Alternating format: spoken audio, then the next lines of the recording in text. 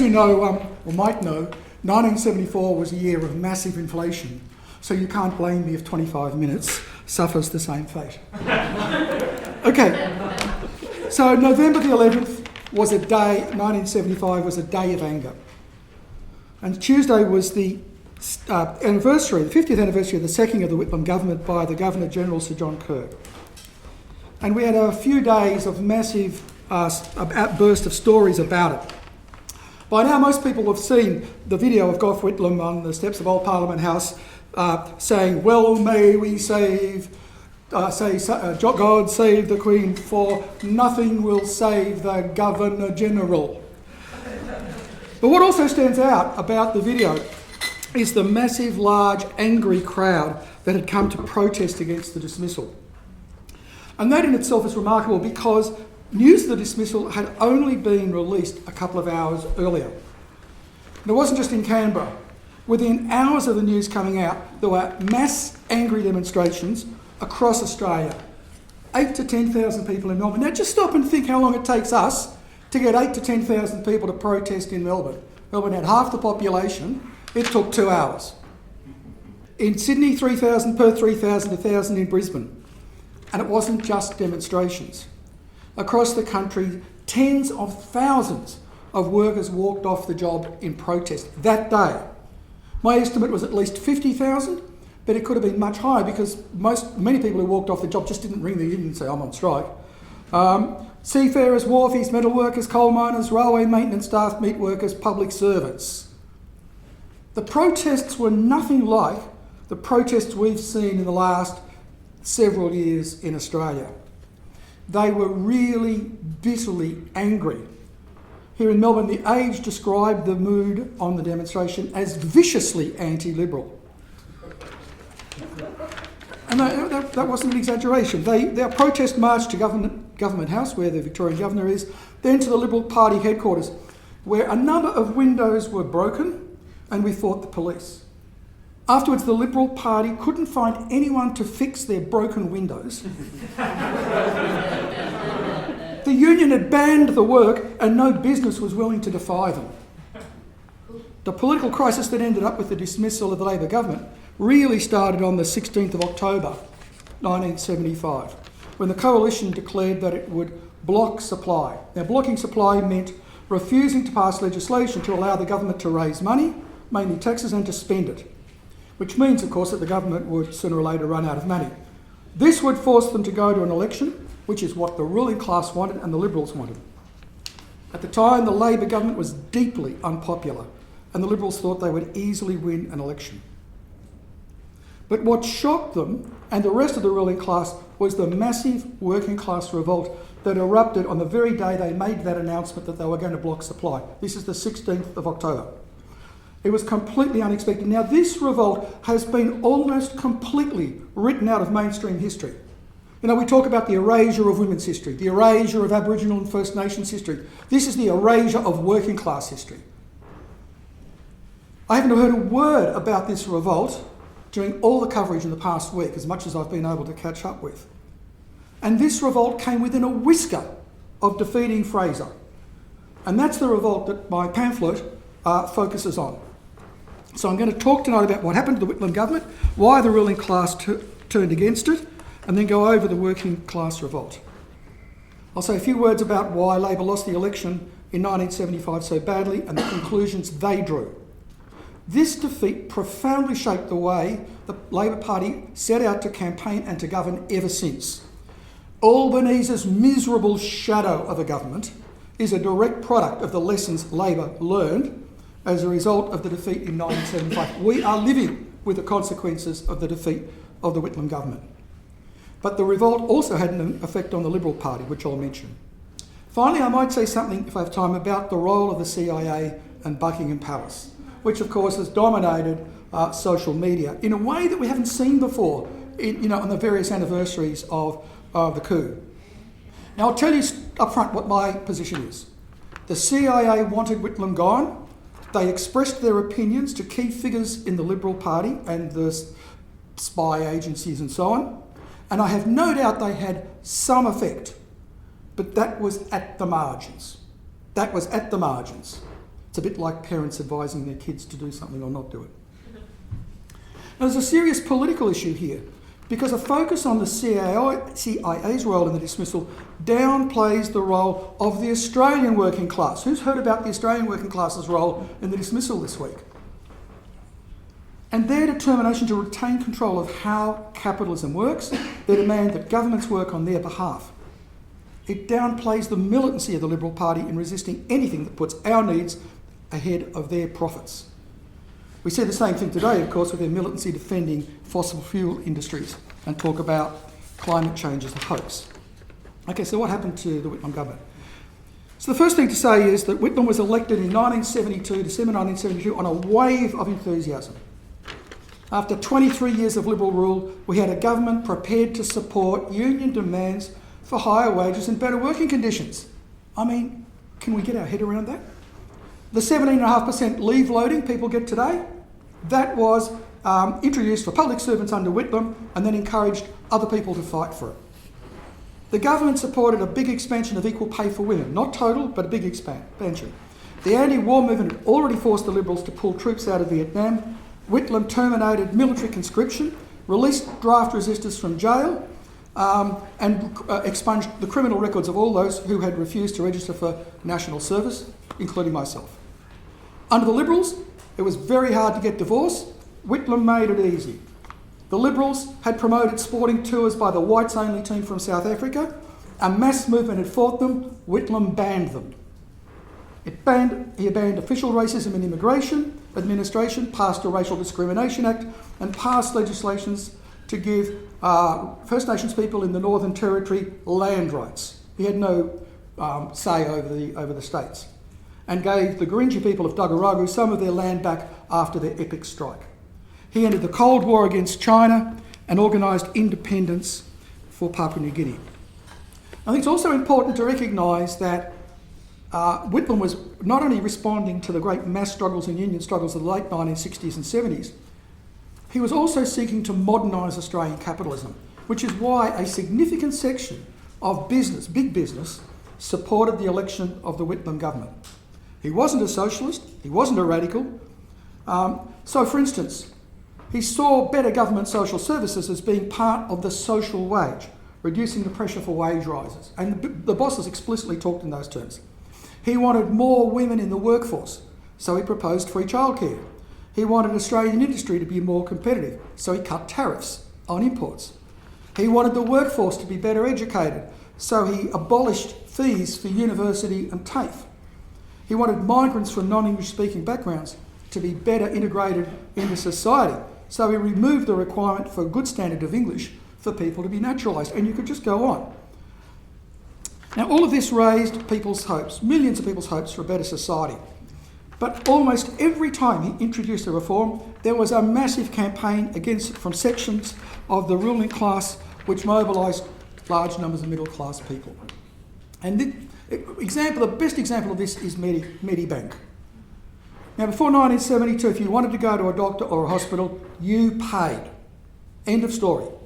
It was expensive. You could get health insurance, but that was expensive too. So Whitlam promised a system of national health insurance, which was called Medibank, proposed to be, it wasn't in the end, funded by a small extra tax. Today we have Medicare, which is today's version. The health insurance companies launched a massive campaign against it. So did the doctors, who objected to the proposed system of bulk billing. Let me read out what the Australian Medical Association, the AMA, the doctors' union, said about Medibank. A cleverly devised plan for the ultimate nationalisation of all medical and hospital services, and a first major step to achieve socialisation of the Australian community in accordance with the socialist objectives of the Australian Labor Party. The General Practitioners Society. The control of our country has fallen in the hands of socialists. Socialism was the brainchild of Karl Marx, a bitter man and a strange mixture of semi-scientist and half-baked philosopher. This is the General Practitioners. Lenin accepted the teachings of Marx, fomented a revolution in Russia, exterminated millions of ordinary decent people and enslaved the rest, which was pretty good considering he was dead by 1924. The fight that the General Practitioner Society in Australia is spearheading is basically a fight for freedom. The freedom to go without medical care, but that's another story. Not just freedom for doctors, but freedom for you, your children, and for all people in the country. Doctors' surgeries were full of propaganda and petitions. Now, it's hard to believe now, but this campaign made doctors one of the most hated groups in society.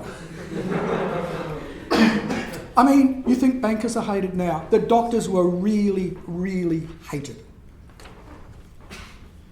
Even after Medibank was legislated in August 1974, the anti-Labor state governments refused to negotiate about funding free hospital care in state hospitals. Actually, the only state government that agreed to it was Queensland, run by the most militantly right-wing premier. And the reason was because the state hospitals were already free. And the federal government was going to pay some of the costs. So actually, Queensland's government's own self-interest led them to sign up, which led the rest to sign up. Anyway, so that gives you a sense of the flavour of what's going on. Now, Labor was prepared to resist this kind of right-wing campaigning until the economic crisis hit in late 1974. His reform program, had rested on the idea that the incredible 30-year boom that Australia had enjoyed since the Second World War would continue. There we had rapid economic growth, increased taxes. He wanted to channel this into social programs. But the global economic crisis just smashed that agenda. Inflation ballooned. It reached 22% briefly, 22% in 1974. Profits fell from 14% of GDP to 9%. For the first time in 30 years, there were thousands more workers than jobs as plants and offices started to lay people off. Now, I can't begin to describe the sense of panic this involved. I mean, unemployment reached 5%. When we had unemployment of 5%, no one was panicking. It was, oh, that's better than it has been. But it had gone up from 1%. Right? We'd had decades where, in 1961, the Liberals almost lost power when unemployment reached 2%. So 5% unemployment, it was panic. It was panic among the bosses, panic amongst workers, panic in the banks. No one had any real idea what would come next. The problem was that the Labor politicians, including Whitlam, had convinced themselves that modern economic theory had solved the problem of economic crises. We had Keynesianism, which argued that government spending could end recessions and restore growth. When they tried this in 1974, the extra government spending only seemed to push inflation up further. This was a problem no government had to deal with since the Great Depression. And so what you get in this period, 73, 74, early 75, the government is thrashing around trying to control a very, very serious economic crisis. In a panic, in late 74, early 75, the government did a massive U-turn and turned its focus to totally on attempting to raise business profits. Now, even left-wing politicians like Jim Cairns argued that the Labor government had to ensure the private sector growth was fixed before there could be any return to Labor's reform program. Ministers started attacking wage rises. One man's job pay rise is another man's job. There were no women in the workforce. Unemployment rose. They started calling unemployed people dole bludgers. The Labor Party started this rhetoric. Whitlam set about addressing the boss's main beef, which was strikes. So they dropped slightly after Whitlam's election, but as inflation took off, workers started fighting for pay rises.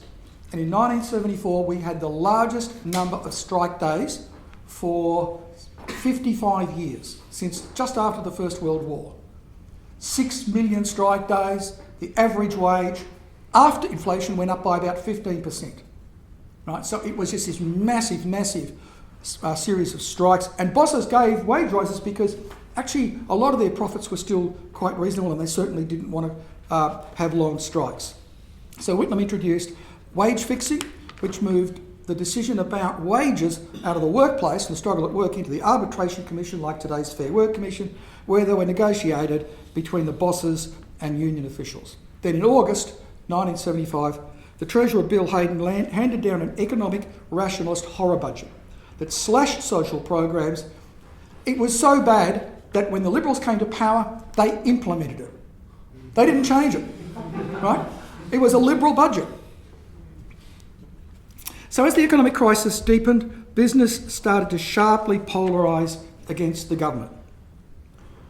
In 1975, in January, the US Consul General in Melbourne reported back to Washington that Rupert Murdoch, who had supported the election of Whitlam, had issued a confidential instruction to editors of his newspapers to, quote, kill Whitlam.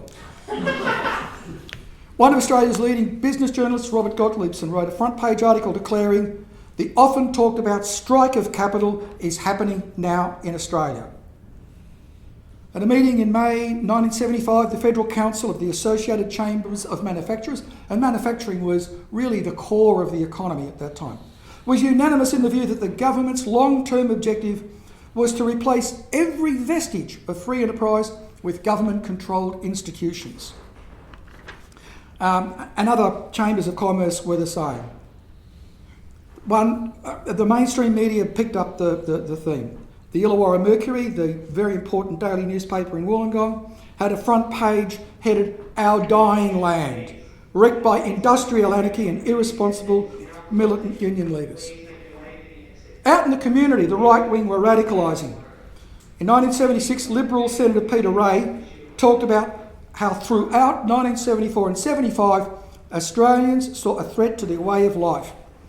They demanded strong anti-socialist leadership.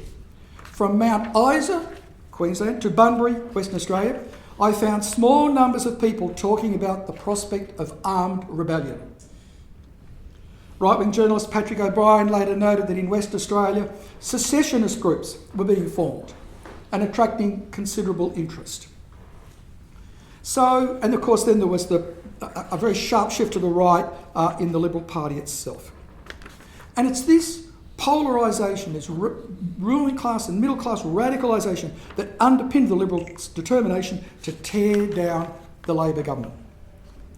The Liberals had never accepted that they had lost the 1972 election.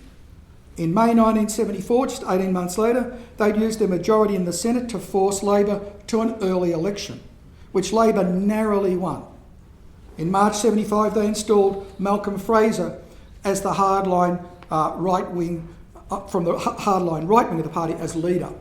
Now, Malcolm Fraser today has a bit of a cuddly reputation. Frankly, want to shoot the people who think Malcolm Fraser's cuddly. I mean, he was a vicious class warrior. He wanted the Americans to consider nuking Vietnam to win the war. I mean, he was a serious, vicious class warrior. But unlike 1974, the Liberals did not have the numbers in the Senate. After the 74 elections, the numbers were even, 29 Coalition, 29 Labor. The two final senators were so-called independent, who then joined the Liberal Party, and another former Liberal, Steele Hall, had been Premier of South Australia, and who opposed a lot of Labor's legislation, but also opposed the blocking of supply. So it's absolutely on a knife edge. It wasn't going to be on a knife edge for long. When Whitlam appointed Senator Lionel Murphy to the High Court, they grabbed their chance. Now, at the time, the Constitution said that because the Senate was the state's house in Parliament, Senate vacancies had to be filled by the relevant state parliament. So the New South Wales government got the New South Wales State Parliament to appoint the Mayor of Albury, rather than a representative of the Labor Party, the Mayor of Albury, Cleaver Bunton, known to be close to the Liberal Party. The same thing happened a few months later when Labor Senator Bert Milner died. The Queensland Parliament replaced him with a minor trade union official, Albert Field, who was known to be completely hostile to federal Labor and Whitlam, and who did vote for the blocking of supply. And so the voting preferences, this is democracy, the voting preferences of the people of New South Wales and Queensland were trashed by these undemocratic appointments. You want to know why people were angry? There were no big protests when this happened, but this just absolutely fueled a sense that we were not allowed to have a reforming government. We were not allowed to have a real Labor government, whatever its faults. And of course now the Liberals had the votes to block supply. Now, On Wednesday, the 15th of October, Fraser announced that the opposition would refuse to vote for supply, to deprive the government of money until Whitlam resigned and went to the polls. And the Liberals thought this would be a shoo-in. They couldn't lose. In the opinion polls, they had 55% of the vote. Labor had 38%. Every mainstream daily newspaper in the country, except the Age in Melbourne, supported Fraser and his decision to block supply. There was one minor problem. The trade union movement, the working class, had a rather different view of things. The following day, the day that they actually voted to defer the budget, thousands of public servants and other unionists rallied at Parliament House. The Friday, 5,000 people were protesting in Brisbane with building workers walking off city construction sites. In Melbourne, members of 24 unions went out on strike. The following Monday, 15,000 rallied in City Square. Now, City Square's been abolished. This is one of the reasons. It's now the Western Hotel, but that was a big, big square where all the protesters were. In the Western Port, an inter-union committee pulled members out for 24 hours. Same in Adelaide, 7,000 workers from factories, building sites, railway workshops and offices. On the Friday, 10,000 striking unionists rallied in pouring rain in Sydney, and so on. It's all in the pamphlet. Within 9 days, my estimate is at least 50,000 workers had protested and perhaps 100,000 gone on strike, some more than once. Okay. Now, as any political journalist or professor of politics will tell you, strikes and protests alienate public opinion. Test case. What happened here? There was a massive swing back to the Labor Party as a result of this working class revolt. Let me just tell you how profound it was. By early November, Labor had gained 6% in the polls to be at 44%. The coalition had slipped to 48%, down 7%. Whitlam's approval rating had jumped 10% to 42%. Fraser's had collapsed from 64% positive to 34% in November. But most remarkable of all, that a poll taken on the 8th of November before Whitlam was sacked showed that for the first time, Labor was actually in front of the opposition, 47 to 46%. From having been, in the garbage tin, they were now in front. Even before the polls came out, the media was starting to panic, and there's a lot of detail in the pamphlet. Just one example, the Melbourne Herald on the 30th of October. An ill-advised, ill-planned withholding of supply, which they had advocated, has again pushed into support of the Whitlam government many people, including unionists, who would have voted it out. There was just the ruling class panic, as I said, details in the pamphlet. There is no question that if the union mobilisation had been sustained for longer and gone further, Fraser and the Liberal leadership would have cracked. All it was going to take was one senator to cross the floor and vote to pass supply. And we know there were a number on the verge of doing that. Had they done so, the Liberal attack would have been smashed, Fraser finished, and the working class emboldened. It was the ACTU, and Bob Hawke in particular, that did everything possible to limit the action after the first week. So then, on Tuesday the 11th of November, the Governor-General sacked Whitlam and dissolved Parliament. Now, as mainstream journalists are well described, it was an ambush. Kerr had also already told Fraser what he would do on condition that Fraser, as Prime Minister, would recommend a double dissolution election.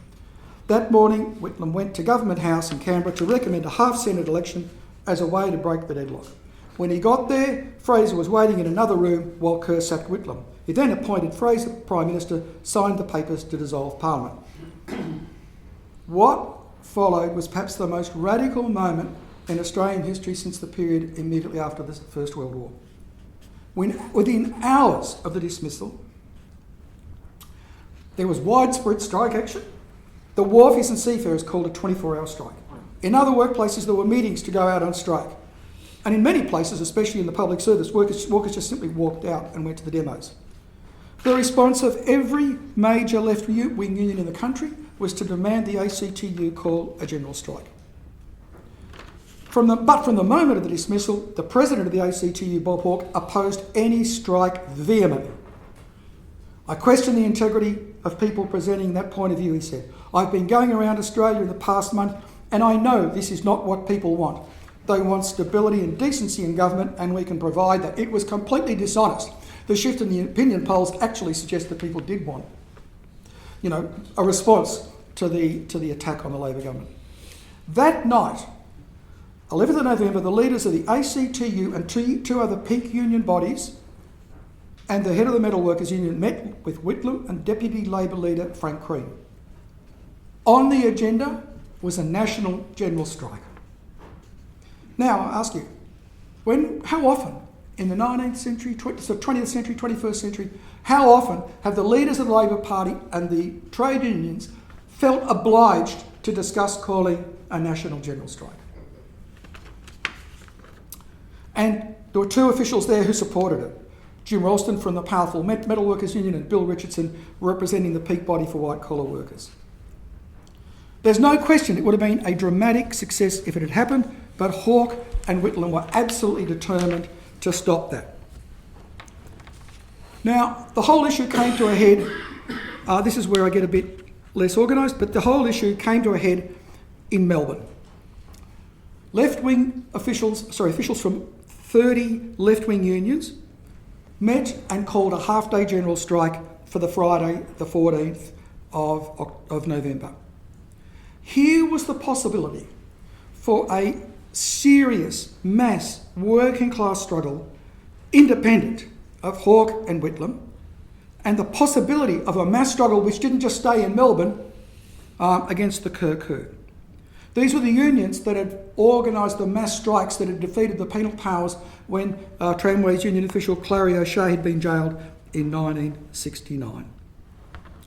What happened, though, was that the leaders of this union action met with Hawke. Hawke met with them. Hawke didn't want the strike. They wanted to deal with Hawke, so they went ahead with the strike, but that was it.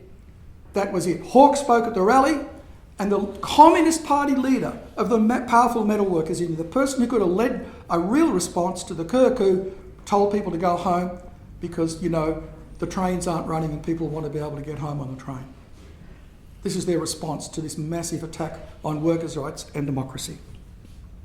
The unions and the Labor Party diverted the working class into an electoral campaign. Now, the electoral campaign to defend the Whitlam government was wild. The meetings that Whitlam spoke to, 10,000, 40,000, even small places, massive meetings, halls you couldn't get into. The problem was, what was the Labor Party's what was their pitch for re-election? Number one, democracy has been smashed by the coup. Number two, we're the people who can run the economy better than the Liberals because we'll cut government services and government spending and we'll restrain wages. Now you can imagine how much that enthused ordinary people, right? It was essentially, what he was saying was actually the Liberals had been right. And if you think the Liberals have been right, what do? In an election, you vote for them. And the Labor Party was absolutely smashed. Labor's right-wing politics and the demobilisation of the struggle paved the way for defeat. Okay, so now I want to briefly take up. I should also add, just one thing before I take up the CIA. The calling of the strike in Melbourne actually put terror into the hearts of the ruling class. There was a whole string of them who came out later and said, we feared an insurrection.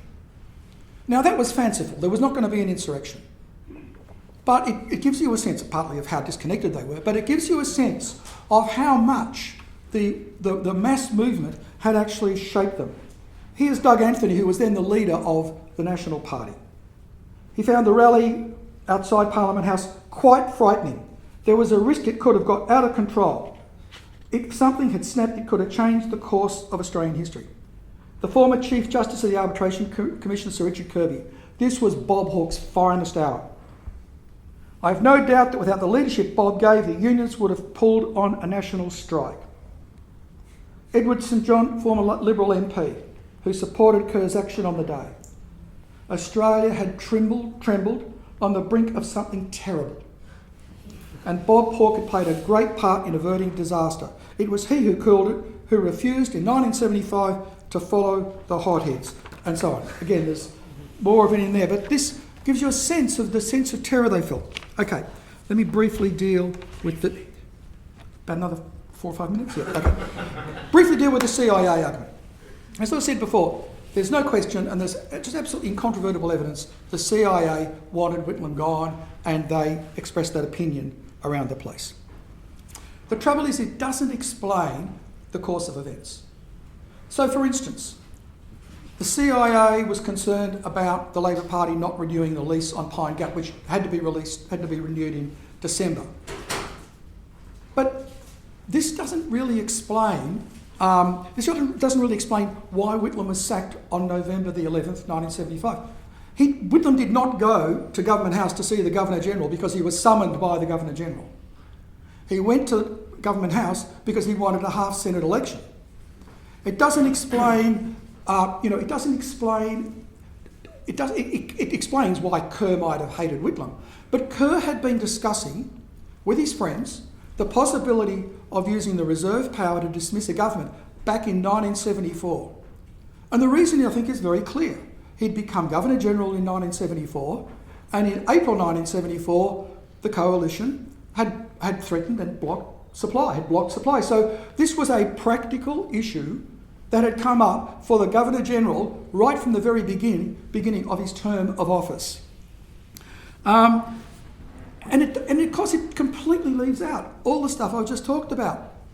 The way that the ruling class and middle class shifted from many of them accepting the Labor government, disliking it, some of them viciously campaigning, to generally uniting and be polarised against the Labor government because of its socialism, its inability to control the economic crisis, its softness, they thought, on workers' strikes and pay claims and so on. So I think it just takes away from the real lessons we need to learn, which are that in an economic crisis, the ruling class will use any means at its disposal to force us to pay the price of their crisis. It tells us that actually the post-war boom and Keynesian economics didn't get rid of economic crises. They didn't provide tools for dealing with economic crises. When they were used in 1974, they failed, which is why Keynesianism was discredited. It tells us that the idea that we can look to a Labor government to reform the problems in society is a fantasy. Because the lessons the Labor Party drew after 1975 were that Whitlam had gone too far too fast, and that whatever Labor did, it could only deliver something for poor people, working class people, if it absolutely ruled for the bosses and for the profit system, which of course doesn't really leave much for the rest of us, does it? And of course, especially in a crisis. I want to just... But that was the conclusion the Labor Party drew. But it's not the first conclusion that Labor MPs drew. And this, I think, is terribly interesting. Barry Cohen, who was a very prominent Labor MP, in an early debate in Parliament, revealed that he had taken umbrage in the past at those who derided Parliament as a talk shop. But he, quote, put his faith in the parliamentary process and the democratic system. But this faith was finally shattered. His faith, this is a Labor MP, his faith in the parliamentary system, the democratic process, was shattered by the events prior to and leading up to the 11th of November. I'm afraid that I, for one, have totally lost faith in the parliamentary process. And there's a string of other Labor MPs who said effectively the same. Lionel Bowen, really quite a right-wing Labor MP. The whole of the establishment, the hierarchy and the wealth of this country were anxious to destroy us. Ralph Willis, who became a minister, I think, in the Hawke government, warned that if people came to regard parliamentary action as futile, they would look to direct action instead, in which case the Conservatives might, quote, find themselves witnessing not reform, but revolution. Chris Herford, another minister, November 1975 demonstrated that it's almost impossible to bring about orderly change within this system. And they had led others to thinking about change outside the system. It's a moment that occasionally Labor Party politicians have moments of great clarity. Okay, I just want to finally say, a couple of minutes, a minute. Number one, that the legacy of that Labor, the conclusion they drew was that they had to be as insipid as possible in opposition and suck up to and rule for the ruling class in government. But I think the final thing I want to say is this. What I learned out of November, December 1975 was that a revolution is actually really genuinely possible in this country. You know, this prosperous, democratic, moderate society. It's possible here, both because of what the ruling class will do and what the working class is capable of. We had a very small organisation at the time. We were able to have some minor impact on events, but not the kind of impact that was needed to really take it up to the ruling class and to build a struggle beyond what Hawke and Whitlam wanted. That required a political party with the roots the Communist Party had in the working class. That's what we needed, a party that had, hundreds of thousands of trade union delegates, a weekly paper that became a daily paper through the crisis, but an organisation with revolutionary politics, not the rotten reformism the Communist Party had by then. And that's why everyone in this room needs to either join our organisation or, if you remember, take the struggle forward.